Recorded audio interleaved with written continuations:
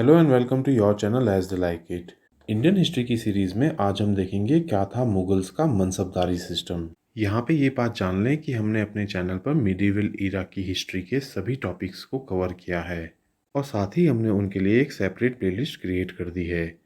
अब आप कोई भी मिडीवल ईरा का टॉपिक हमारे चैनल की प्लेलिस्ट में जाकर सर्च कर सकते हैं। तो आइए स्टार्ट करते हैं, क्या था अकबर का मनसबदारी सिस्टम। मुगल एम्परर अकबर ने इंस्टीट्यूट किया था Mansabdari system as new administrative machinery and revenue system. Mansabdari system basically एक ग्रेडिंग सिस्टम है जिसको मुगल रूलर्स ने इस्तेमाल किया था to determine the Mansabdars rank and salary. आइए पहले जानते हैं मनसबदारी सिस्टम कैसे ओरिजिनेट हुआ।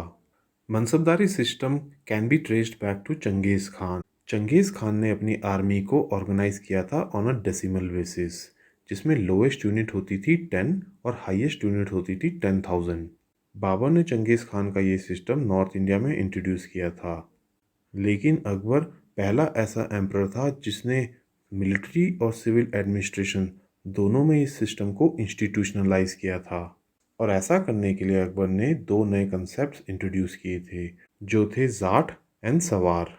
मनसबदारी एक यूनिक सिस्टम था जो फॉर्मली इंट्रोड्यूस किया गया था बाय मुगल एम्परर अकबर इन 1571। मनसब एक अरेबिक टर्म है जिसका मीनिंग होता है रैंक और पोजीशन, और इसीलिए मनसबदार का मतलब होता है एक रैंक होल्डर या एक ऑफिसर। मनसबदार का अपॉइंटमेंट बेस्ड था ऑन अ डेसिमल सिस्टम, और मनसबदारी सिस्टम से अकबर ने इंटीग्रेट किए थे तीन मेजर फंक्शनरीज। सबसे पहले नोबिलिटी, सेकंड नंबर पे armed forces and third number पे ब्यूरोक्रेसी। इन तीनों फंक्शनरी को अकबर ने एक कॉमन पूल ऑफ एडमिनिस्ट्रेशन में इंटीग्रेट किया था यूजिंग द मनसबदारी सिस्टम। इस सिस्टम में हर मनसब को रैंक दी जाती थी बिटवीन 10 एंड 10,000, लेकिन अकबर के रूल में मैक्सिमम 5,000 तक ही दिया जाता था। हालांकि अकबर ने कुछ डिस्टिंग्विश नोबल्स को 7,000 तक रैंक दी थी। For example Mirza Aziz Koka and Raja Man Singh को 7,000 की रैंक दी गई थी। हालांकि इस पूरे सिस्टम को मनसबदारी सिस्टम कहा जाता है और मनसबदार को जेनेरिक टर्म की तरह इस्तेमाल किया जाता है, बट इन रियलिटी 500 तक की रैंक को मनसबदार्स कहा जाता था, 500 से 2,500 तक को अमीर्स कहा जाता था, 2,500 से ऊपर वालों को कहा जाता था अमीर उम्दा और अमीर आज़म। इस सिस्टम में मनसबदार को राइट्स ग्रांट किए जाते थे कि वो एक जागीर होल्ड कर सके। जागीर बेसिकली रिवेन्यू असाइनमेंट था और इसके बदले में मनसबदार को सर्विसेज रेंडर करनी पड़ती थी। आइए देखते हैं मनसबदारी सिस्टम का कैसा स्ट्रक्चर था। मनसब या रैंक को दो रिप्रेजेंटेशन से डिनोट किया जाता था, पर्सनल रैंक और कैवलरी रैंक। पर्सनल रैंक को जाट कहा जाता था और कैवलरी या घुड़सवार रैंक को कहा जाता था सवार। हर मनसबदार को दोनों रैंक दी जाती थी, जाट भी और सवार भी, और साथ ही पे किया जाता था 2 रुपीज़ पर हॉर्स। इसके अलावा हर मनसबदार को 1,000 रुपीज़ एक्स्ट्रा अलाउंस दिया जाता था अगर उसकी रैंक 500 सवार से ज़्यादा हो जाती थी। यहाँ पे एक फैक्ट और जान लें कि किसी भी मनसबदार की ड्यूटी उसके मनसब या पोजीशन के अकॉर्डिंग नहीं होती थी। ऐसा ज़रूरी नहीं है कि हायर रैंक के मनसबदार का मतलब हायर पोस्ट का मनसबदार है। फॉर एग्जाम्पल राजा मान सिंह जो कि मिनिस्टर नहीं थे, उनकी रैंक हायर थी दैन अबुल फजल जो कि एक मिनिस्टर थे in the emperor's court. Emperor sole authority था फॉर रिज्यूमिंग द मनसब या उसको इंक्रीज या डिक्रीज करने के लिए। इन मनसबदार्स को अपनी मिलिट्री और अदर सर्विसेज देने के लिए दी जाती थी टेरिटोरियल कमांड्स या जागीर्स। इन मनसबदारों को लानी होती थी fix number of men, arms, horses and elephants to the battlefield. आइए अब जानते हैं जाट एंड जवार रैंक्स को, जो कि अकबर द्वारा इंट्रोड्यूस किए गए कंसेप्ट्स थे इन दी मनसबदारी सिस्टम। पहले मनसबदारी सिस्टम में सिर्फ एक ही रैंक हुआ करती थी। इसके बाद अकबर ने इंट्रोड्यूस किए थे कंसेप्ट ऑफ जाट एंड सवार, जहां हर मनसब को दो रैंक दी जाती थी। सवार रैंक ये बताती थी कि एक मनसबदार को कितने घुड़सवार मेंटेन करने हैं, और जाट रैंक ये बताती थी कि मनसबदार की पर्सनल पे या स्टेटस कैसा है। अबू फजल ने मनसबदार को 3 कैटेगरीज में क्लासिफाई किया था। फर्स्ट कैटेगरी के मनसबदार जिनकी जाट और सवार रैंक इक्वल होती है। सेकंड कैटेगरी में वो मनसबदार आते थे जिनमें सवार हाफ होती थी जाट वैल्यू के। और थर्ड कैटेगरी के मनसबदार वो थे जिनकी सवार वैल्यू लेस देन हाफ होती थी जाट वैल्यू के।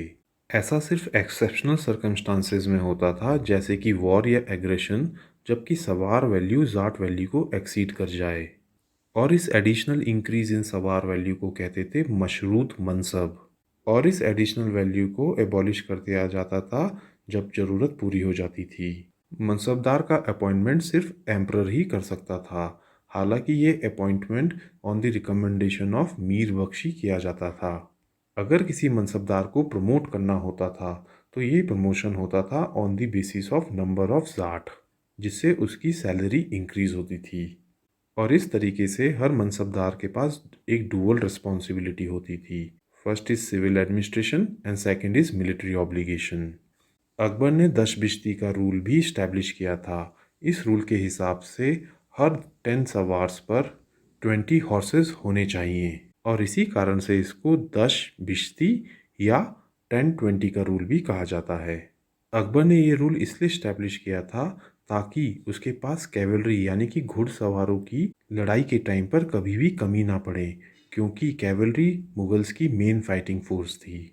आइए अब देख लेते हैं ब्रीफ में क्या थे मनसबदारी सिस्टम के मेरिट्स। मनसबदारी सिस्टम एक यूनिक और डिस्टिंक्ट सिस्टम था। इनफैक्ट ये बैकबोन था of the Mughal administration. Mansabdari system introduce हो जाने से concept of uniformity in administration आ पाया था, और इसी वजह से पॉलिटिकली यूनिफिकेशन हो पाया of the Mughal empire. Mansabdari system ने कास्ट या फ्यूडल सिस्टम को भी वीक कर दिया था। साथ ही हर मनसबदार को मैंडेटरी था कि वो अपॉइंट करे soldiers from all cast and religions, और इसी वजह से शिवाजी और शेर शाह ने भी इस सिस्टम का इस्तेमाल किया था। मनसबदारी सिस्टम ने नोबेलिटी क्लास की भी पावर्स को लिमिट कर दिया था। अब नोबेलिटी को नोबल्स ना समझा जाके एडमिनिस्ट्रेटिव क्लास समझा जाने लगा था। आइए अब जानते हैं मनसबदारी सिस्टम के कुछ एडिशनल पॉइंट्स। इस सिस्टम में बहुत ही बारीकी से ध्यान दिया जाता था उन सवार्स पे जो कि मनसबदार रिक्रूट करते थे, और इसी के लिए हर सोल्जर का डिस्क्रिप्टिव रोल, जिसको चेहरा कहा जाता था, मेंटेन किया जाता था, और हर हॉर्स को ब्रांड किया जाता था विद इंपीरियल मार्क्स। इस ब्रांडिंग सिस्टम को दाग सिस्टम कहा जाता था। हर मनसबदार को अपनी कॉन्टीजेंट को पीरियोडिक इंस्पेक्शन के लिए लाना होता था। इन इंस्पेक्शंस में हॉर्सेस को केयरफुली इंस्पेक्ट किया जाता था, और सिर्फ गुड क्वालिटी अरेबिक और इराकी ब्रीड के हॉर्सेस को ही रखा जाता था। ऐसे प्रोविजंस बनाए गए थे कि मनसबदार की कॉन्टीजेंट्स में मिक्स्ड लोग हों और किसी पर्टिकुलर ग्रुप के आदमी ना हो। हर मनसबदार की कॉन्टीजेंट में मुगल, पठान, हिंदुस्तानी और राजपूत होते थे, और इस तरीके से अकबर ने फ्यूडलिज्म की टेंडेंसीज को भी वीक कर दिया था। यहाँ पे एक फैक्ट और जान लें कि हर मनसबदार को दी गई जागीर कोई हेरिडिटी राइट्स नहीं देती थी। इसका सिर्फ ये मतलब होता था कि स्टेट का लैंड रेवेन्यू जागीरदार को पे किया जाना है। मनसबदारी सिस्टम सिर्फ एक सर्विस थी, both for army man as well as civilians. इस सर्विस को जो लोअर पोजीशंस में भी ज्वाइन करते थे वो अमीर या अमीर उम्दा तक पहुंच सकते थे। तो मनसबदारी सिस्टम ने करियर को टैलेंट के लिए ओपन कर दिया था।